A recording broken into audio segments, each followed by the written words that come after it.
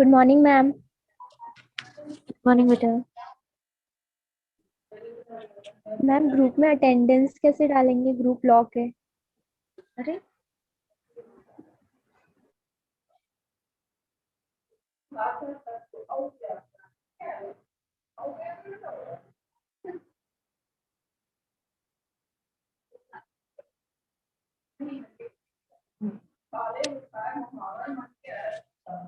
Lock open हो गया।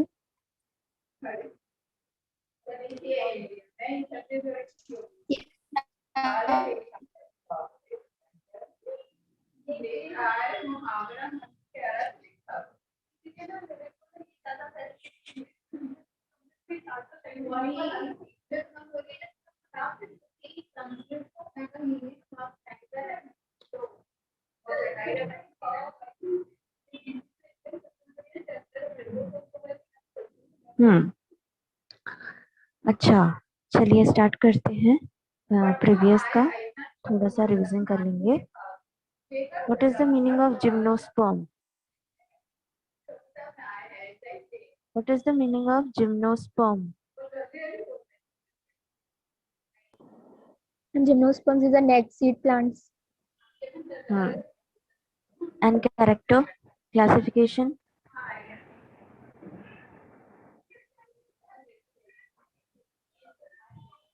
Ma'am characters they are, मतलब ये जो है वो वुडी ट्रीज में पाए जाते हैं, श्रब्स में पाए जाते हैं।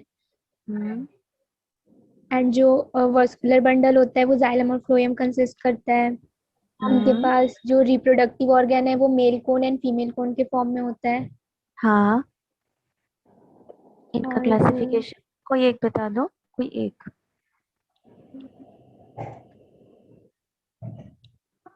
इनका क्लासिफिकेशन गिंको टाइप, हाँ। जो कि जिसको हम लिव फॉसिल्स भी बोल सकते हैं, बिकॉज ये बहुत ज्यादा ही एशियन टाइम्स के प्लांट्स हैं। प्लांट्स हैं। मोस्ट ऑफ द प्लांट जो होते हैं जिम्नोस्पर्म होते हैं।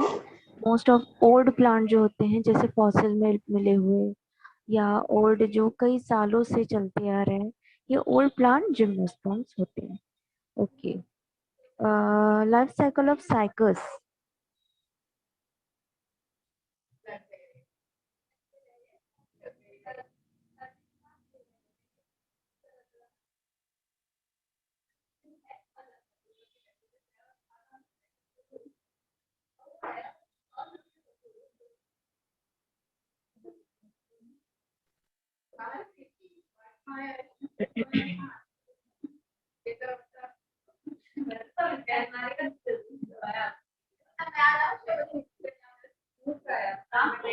लाइफ साइकिल ऑफ साइकस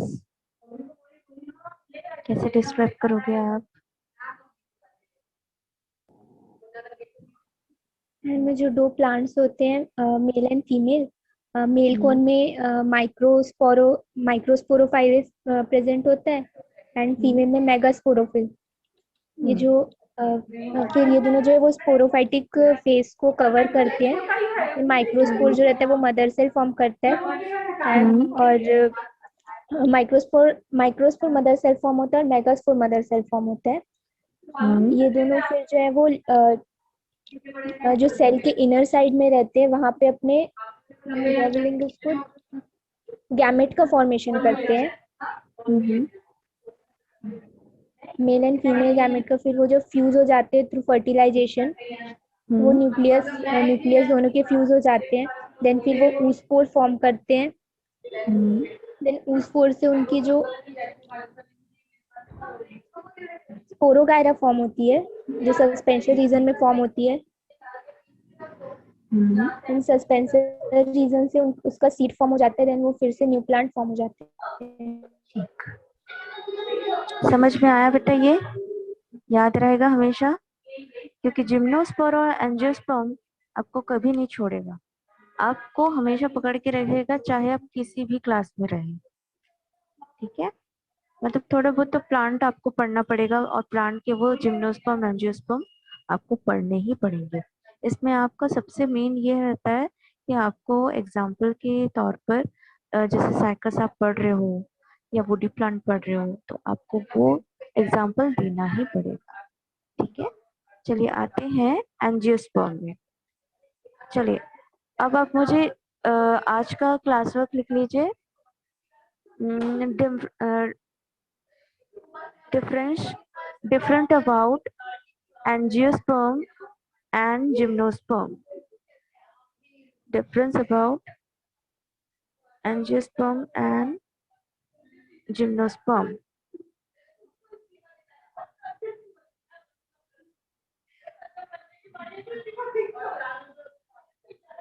लिख लिए?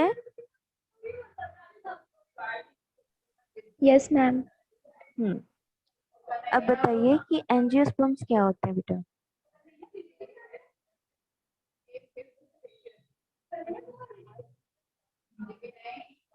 जैसे आपने जिम्नोस्पर्म बताया कि ये इनका जो खुला हुआ चीज है, ओपन चीज रहता है, तो उसके जस्ट अपोजिट क्या होगा? उसका अपोजिट क्या होगा? इनमें क्लोज्ड रहता है। हाँ, open and close.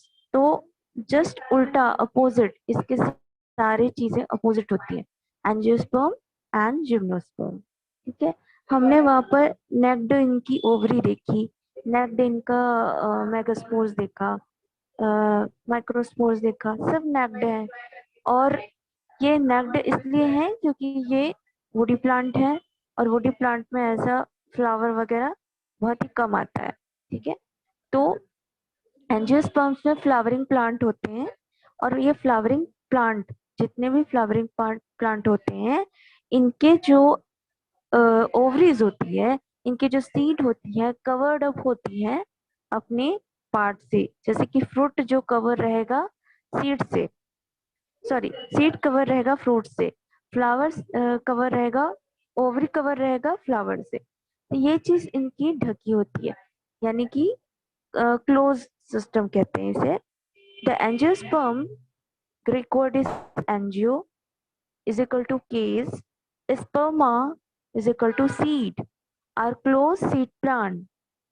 They are the highly developed plant bearing flower and having distinct accessory and essential was.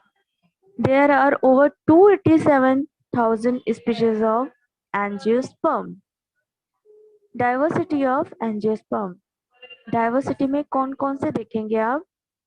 अब आपको पता है कि आपके आसपास जितने भी फ्लावर्स हैं, जितने भी फ्लावर प्लांट हैं, वो सारे एंजियोस्पर्म हैं।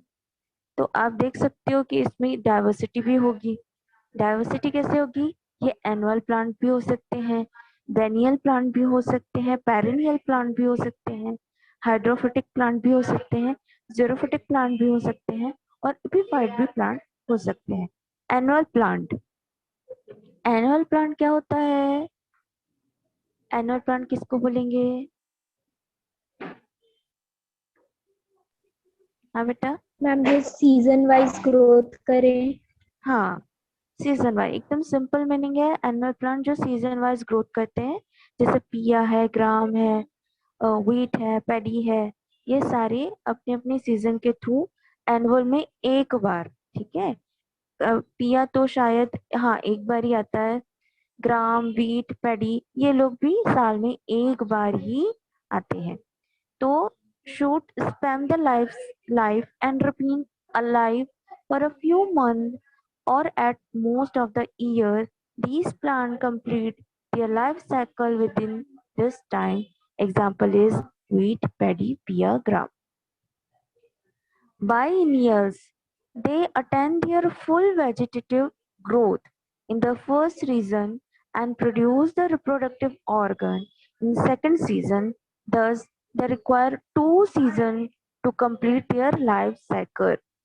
ठीक है, इसका मतलब क्या होता है कि 2 टाइम बाद, मतलब कि जब किसी भी प्लांट को सीजन में 2 बार देखा जाता है, जैसे कि आप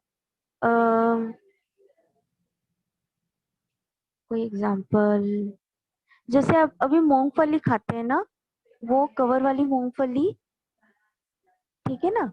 वो कवर वाली मूंगफली अभी आपको मिल रही है। और अभी सीजन क्या चल रहा है? सितंबर। अभी ये जो सीजन है इसमें ये स्टार्ट हुई है, मतलब काफी टाइम से स्टार्ट हो गई है, अगस्त से स्टार्ट हो गई है। बट ये कब तक चलेगी?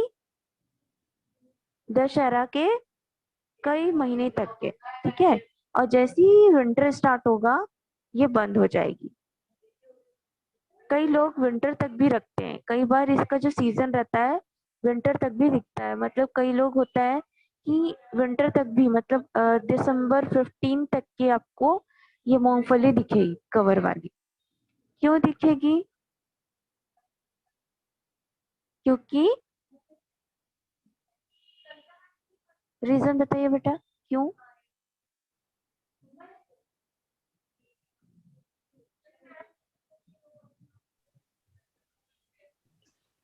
हम क्योंकि इसे स्टोर करके रख सकते हैं, जो मतलब उसको सेल करते हैं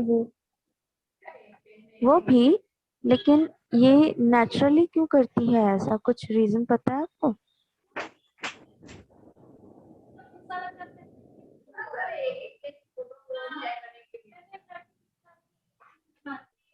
हम्म, बताइए। नहीं पता।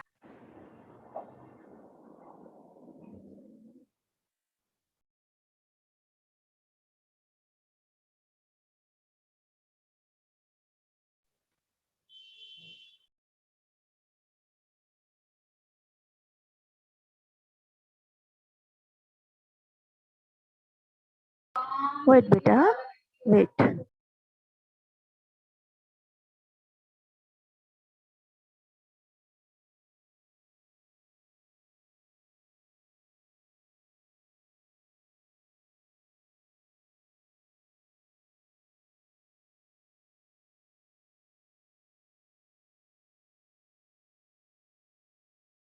हम्म, देखिए, होता क्या है कि जो प्लांट होते हैं ना, सबसे पहले वो खुद को ग्रो करते हैं, है ना। मतलब कि जर्मिनेट करेंगे, पहले वो बढ़ेंगे, फिर बढ़ने के बाद फिर उनमें फ्लावर पार्ट कब आएगा? जब उनका सीजन आएगा। जैसे कि अभी कुछ रेनी सीजन चल रहा है। रेनी सीजन में मोस्ट ऑफ प्लांट जो होते हैं अपना फ्लावर लाते हैं और फ्लावर से फ्रूट बनाते हैं, क्योंकि रेनी सीजन इनका अपना सीजन है। ये इस टाइम ही अपने आप को ग्रो करेंगे, इस टाइम ही अपने फ्रूट को लाएंगे, ठीक है।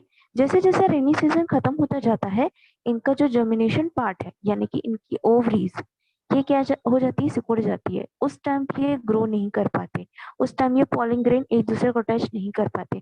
अटैच करेंगे भी तो ओवरी उसे नहीं लेगी। तो कुछ फ्लावर क्या करते हैं, सिर्फ सीजनल के तौर पर या सीजन के तौर पर आते हैं। जैसे कि आपकी भिंडी है, गोभी है, ये लोग आपको 2 बार दिखेंगे। कब कब? जैसे कि अभी दिख रही थी गर्मी में, और अब कब दिखेगी? थोड़े थोड़े मार्च में दिखेगी, या गर्मी से पहले दिखेगी। तो भिंडी क्या करती है, भिंडी का सीजन होता है एक, थोड़ी थोड़ी गर्मी आती है या थोड़ी थोड़ी गर्मी चलते रहती है, या एकदम गर्मी चलती रहेगी तब आएगी। और फिर थोड़ी थोड़ी ठंडी जब आती रहेगी या ठंडी खत्म होती रहेगी तब आएगी। मतलब कि ये एक ऐसा नेचर रखती है जिसमें इसके प्लांट ग्रो कर सकते हैं, और हैबिटेट के अकॉर्डिंग ये उस नेचर के अकॉर्डिंग वहां पर ग्रो करके जर्मिनेट कर सकते हैं, ठीक है। तो बायनियल नेचर्स मतलब होता है कि जब इनके पार्ट्स ग्रोथ होते हैं तभी आती है, और जब इनके पार्ट ग्रोथ हो जाते हैं तब ये आती है। मतलब कि सीजन में 2 बार या 3 बार आने वाले जो चांसेस होते हैं वो इन सब लाइफ साइकिल के होते हैं, ठीक है। ये हो गए। तो इसमें कौन कौन सा आएगा? कॉलीफ्लावर है, पिकन है, पिया है। पिया को भी आप कम से कम मार्च तक के देख सकते हो, जब इसके फ्रूट एकदम सिकुड़ जाएंगे। जैसे कि अभी आपको क्या दिखेगा, जैसे ही विंटर स्टार्ट होगा आपको ग्रीन पिया दिखेगी, लेकिन मार्च तक के क्या होगा, इसको येलो पिया भी दिख सकती है। मतलब जो जो फसल आएगी, जो फार्मर्स क्या करते हैं, कुछ 3 से 4 बार इसकी फसल करते हैं। जैसे एक बार फसल हो गई या एक बार फॉर्म में हो गया तो ठीक है, ये हो गया, अब दूसरी, तीसरी। तो जब तक ये अपने टेम्परेचर के अकॉर्डिंग चलती रहती है, ये 2 या 3 बार फ्रूट दे देती है, ठीक है। अब आती है पेरेनियल। पेरेनियल में, हाँ, पेरेनियल में ऐसे प्लांट आते हैं जैसे trees comes under the type where the plant need a considerable duration to complete their life cycle, जैसे banyan, jackfruit, शीशम are habitat. They can be divided into following types. ऐसे प्लांट्स जिसका life cycle complete होता है एक need में, एक आवश्यकता में, ठीक है, मतलब वो चाहेगा कि अब कर लेना चाहिए, या फिर वो चाहेगा कि मुझे ऐसा टेम्परेचर चाहिए। जैसे कई बार होता है ना बेटा, कुछ फार्मर कहते हैं कि इस बार बहुत ज्यादा बारिश हो गई और उनकी फसल खराब हो गई क्योंकि टेम्परेचर उस तरह का नहीं था। तो कुछ ऐसे होते हैं प्लांट जो अपने अपने टेम्परेचर के अकॉर्डिंग होते हैं। जैसे कि अगर आप आपकी बॉडी को गर्मी लगती है तो आपकी बॉडी की जो गर्मी लगने वाली भी टेम्परेचर होती है एक, ठीक है, मतलब आपकी बॉडी अगर 30 है, 32 डिग्री तक के सहन कर सकती है तो आप वो गर्मी बर्दाश्त कर लोगे। लेकिन जब आपकी बॉडी को 40 तक की गर्मी मिलने लगेगी तो आप बेचैन हो जाते हो, सहन नहीं कर पाते हो, बोलते हो कि नहीं बहुत ज्यादा गर्मी लग रही है। उसी तरह ठंडी की भी बात है, ठंड में भी ऐसे ही होता है कि हमें एक टेम्परेचर के अकॉर्डिंग हम सहन कर पाते हैं, लेकिन वो ठंडी जब ज्यादा हो जाती है, जब ज्यादा कहीं कोल्ड या कफ जैसी प्रॉब्लम आने लगती है तो वो लगती है कि ठंडी ज्यादा है। तो उस प्लांट को एक टेम्परेचर के अकॉर्डिंग ही वो ग्रो करती है। अगर जहां पर उसको लगेगा टेम्परेचर ज्यादा है वो ग्रो नहीं करेगी, ठीक है। The considerable duration to complete their life cycle, मतलब प्लांट को एक नीड की जरूरत होती है कि वो under the type where the plant need a considerable duration to complete their life cycle, जैसे जैक फ्रूट हो गया, शीशम हो गया, ये लोग एक टेम्परेचर अकॉर्डिंग करते हैं, एक टेम्परेचर बिलोंग करते हैं। यहाँ तक सबको समझ में आया? Yes ma'am. अब आती यस है मैम। बात, हाँ, मीजोफाइट, एपीफाइट, जीरोफाइट। तो आपको पता है कि बहुत सारे प्लांट तो एक्वा में रहते हैं, सी में रहते हैं, मतलब कि सी लाइफ अलग लाइफ होती है और जो जमीन की लाइफ होती है वो अलग होती है। 3 से 4 टाइप के तो हमारे पूरे ऑल वर्ल्ड में एक हैबिट होती है, मतलब नेचर होता है। पहला है कि पानी वाला नेचर, दूसरा है जमीन वाला नेचर, और तीसरा है जो सूखी जमीन होती है जहाँ पर बहुत मुश्किल से ग्रो हो पाता है, ऐसा वाला नेचर, और ऐसा वाला नेचर जहाँ पर बहुत सारी बर्फ मिलती है, ठीक है। तो 3 से 4 टाइप की तो हमारे नेचर होते हैं। इसमें कौन कौन से टाइप के प्लांट कौन कौन से अपना हैबिचुअल रखते हैं और वो प्लांट अपने हैबिचुअल में, अपने टेम्परेचर में अपने आप को अडोप्टेशन कर पाते हैं, ठीक है। तो हाइड्रोफाइटिक, हाइड्रो का मतलब होता है पानी, और वहां पर जन्म लेना या वहां पर ग्रो करना, उसकी उसकी कहना चाहिए कि उसके अप्रोक्सीमेटली जो वो कर पाता है, जो वहां पर नेचर कर पाता है, जमिनेट कर पाता है, वो उसके हाइड्रोफिटिक प्लांट कहलाते हैं। मीजोफिटिक प्लांट जैसे मॉडरेट कंडीशन है, रोज, रोज क्या है, 12 महीने मिलेंगे आपको, ठीक है। ऐसा नहीं है कि आपको सिर्फ ठंडी में मिलेगी, ऐसा नहीं है कि आपको सिर्फ बरसात में मिलेगी, ऐसा नहीं है कि आपको सिर्फ गर्मी में मिलेगी, वो 12 महीने खिल सकते हैं। बट होता क्या है, कई बार रोज को भी हमको वाटर देना पड़ता है, ज्यादा से ज्यादा उसको खाद देने पड़ते हैं, तब जाके वो 12 महीना चल पाता है। अगर हम बोलेंगे कि नहीं ठीक है 12 महीना चल रहा है, ठीक है ना, बिना पानी के चल, बिना खाद के चल, नहीं कर पाएगा। किसी भी प्लांट को आपको खाद तो देना ही पड़ेगा, तभी तो वो ग्रो कर पाएगा ना। तो ऐसे प्लांट जिनको ग्रो करने के लिए मॉडरेट कंडीशन चाहिए होती है, वो मॉडरेट कंडीशन को मीजोफाइटिक प्लांट कहते हैं। जैसे आपका रोज हो गया, सनफ्लावर हो गया। सनफ्लावर को भी आप एक हद तक टेम्परेचर देंगे तभी वो फ्लावरिंग कर पाएगा। अगर आप 30 दे रहे हैं, 35 तक दे रहे हैं तो वो कर पाएगा, उससे ज्यादा फिर वो ग्रो नहीं कर पाएगा, फिर वो मरने लगेगा, ठीक है। तो जैसे जनवरी हो गई, फेब्रवरी हो गई, इसमें ज्यादातर प्लांट क्या करते हैं, एक टेम्परेचर बिलोंगिंग करते हैं और वो उसी वक्त फ्लावरिंग करते हैं और उस वक्त ही वो फ्रूटिंग देते हैं। समझ में आया सबको? Yes ma'am. अब आती है बात जीरोफिटिक प्लांट। तो मैंने बताया ना, डिजर्ट एरिया, मरुस्थल या सूखी धरती, ऐसी जगह पर जो प्लांट ग्रो करते हैं, जैसे नागफनी हो गया, कैक्टस हो गया, मतलब ऐसे ऐसे प्लांट हैं जो अपने आप को अडोप्टेशन कर लेते हैं ऐसी जमीन पर, उसे कहते हैं xerophytic plant. Epiphytic plant grows on trees, orchid, insectivorous, nitrogen deficiency, plays capture small insect for their adaptation, species, special type of organ, the nepenthes, blender, wort, drosera. Drosera आपने देखा है छोटे क्लास में, कभी बनाया है ड्रोसेरा का? जानते हो बेटा ड्रोसेरा कौन से प्लांट होते हैं?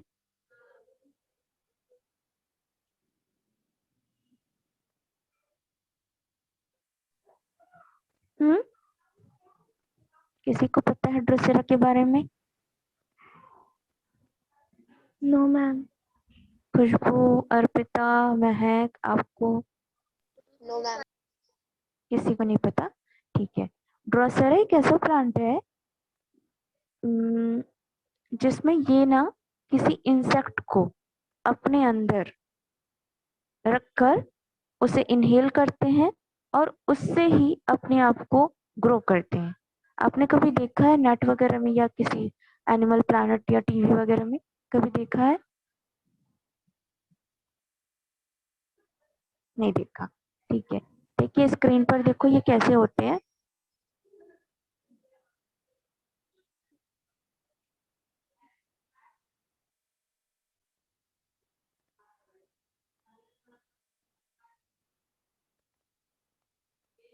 यहाँ पर आकर इंसेक्ट बैठते हैं, फिर ये इसे कैप्चर कर लेते हैं और फिर इससे ही अपने आप को ग्रो करते हैं।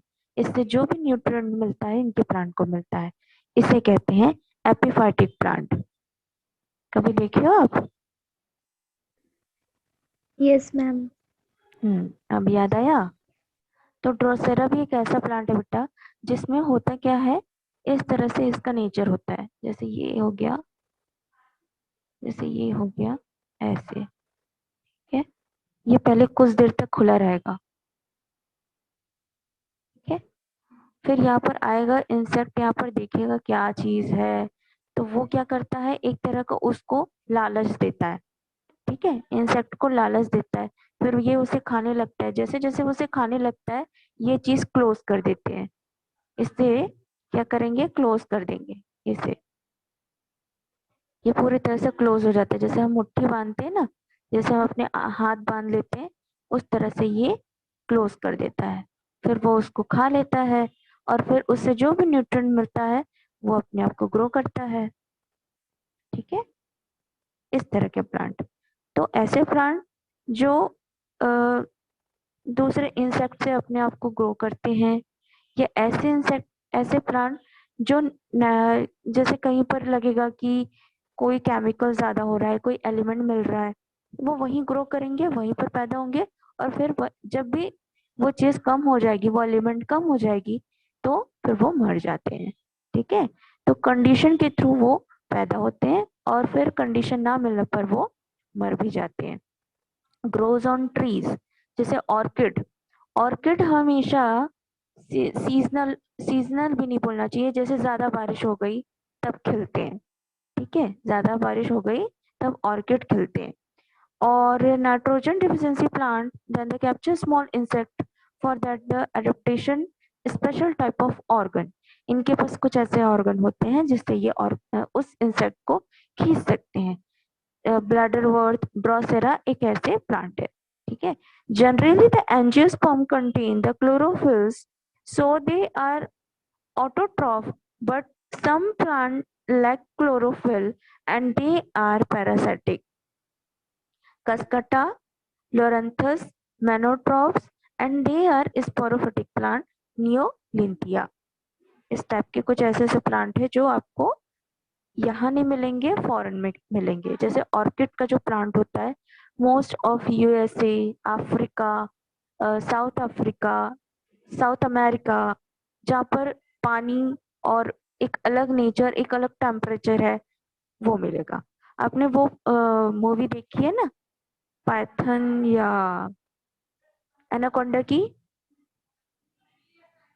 देखी है? Yes ma'am. हाँ, तो उसमें आप बताया गया ना कि जो एनाकोंडा होते हैं वो ऑर्किड के फ्लावर्स को सूंघकर मतलब अपना रिप्रोडक्शन स्टार्ट करते हैं, और फिर तो ऐसा बोला जाता है। वहां पर ऑर्किड जो है उनका सीजनल होता है। हमेशा बारिश के दिनों में जब ज्यादा बारिश होती है, ऑर्किड के फ्लावर खिलते हैं, और ये ऑर्किड के फ्लावर उनको अ, मतलब स्टार्ट करते हैं ये progress. Life cycle of angiosperm. Plant body is a differentiate into root, stem and leaves, and they are vegetative organ. Reproductive organ is a flower having four word with sepal, petal, stamen, carpel. ठीक है, चलिए बेटा बताइए मुझे plant के parts, कौन कौन से पार्ट्स होते हैं प्लांट के, नॉर्मली प्लांट के, सॉरी फ्लावर के।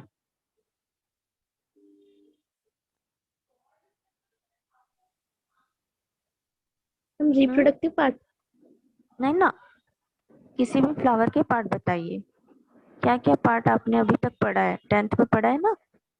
Yes ma'am. मैम पेटल, हाँ। Sepal, hmm. Stem, hmm. और stem, carpal, carpel. Root, leaves. नहीं सॉरी, हाँ फ्लावर वो के तो, बारे। हाँ, जैसे फ्लावर के नीचे का पार्ट क्या होता है बेटा? फ्लावर जहाँ से खिलता है ना, उस पार्ट को क्या बोलते हैं? root, sepal. ओवरी। हम्म। क्या ओवरी कहते हैं? बोलते हैं ना, ओवरी। नहीं बेटा, ओवरी नीचे का पार्ट नहीं होता है, जहाँ से फ्लावर खिलता है ना, उस पार्ट को क्या बोलते हैं? Ma'am sepal. हाँ, ये इस तरह का पार्ट होता है ना कुछ, फिर खिलता है कोई भी फ्लावर, तो इसे क्या कहेंगे?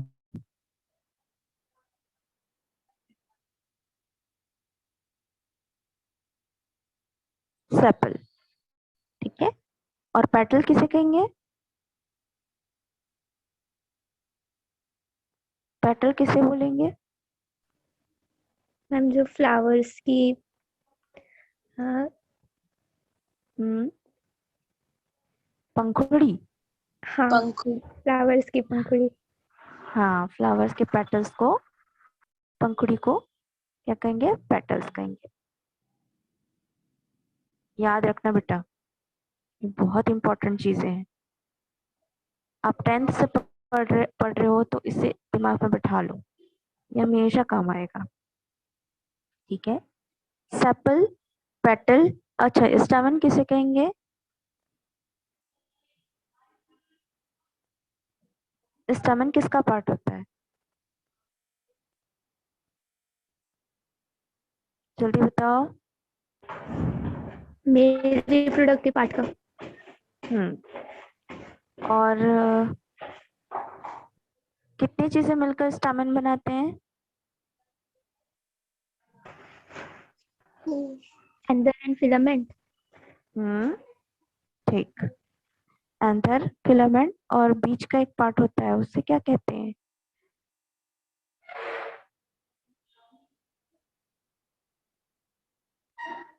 तीन पार्ट होते हैं ना? स्टेमन। हाँ बेटा, स्टेमन का ही पूछ रही हूँ।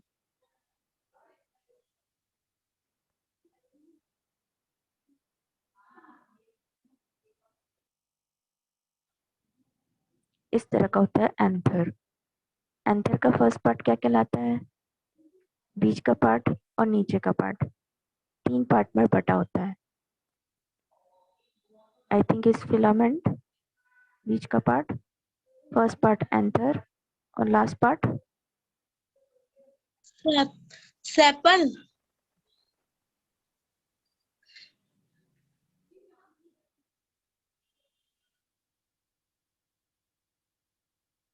चलिए कल पढ़ के आएंगे, ठीक है। ओके, अब आती है बात इसकी, फीमेल रिप्रोडक्टिव की। इस पार्ट को क्या कहेंगे?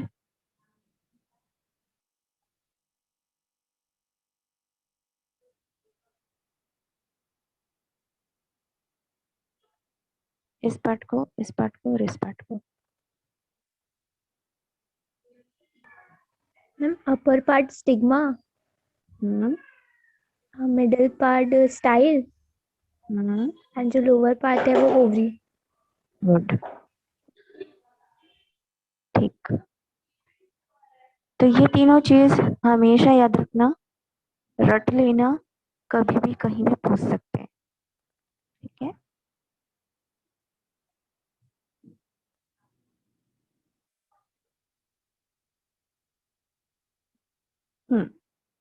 चलिए, दिस पॉलन ग्रेन, अब आते हैं, पढ़ लेते हैं थोड़ा सा कि कल पढ़ें। चलिए कल पढ़ लेंगे। एंजियोस्पर्म का life cycle, flowering life cycle पढ़ लेना, कल पूछूंगी, ठीक है। Yes ma'am. चलिए मेरा लेफ्ट पे जाइए। Thank you, ma'am. वेलकम।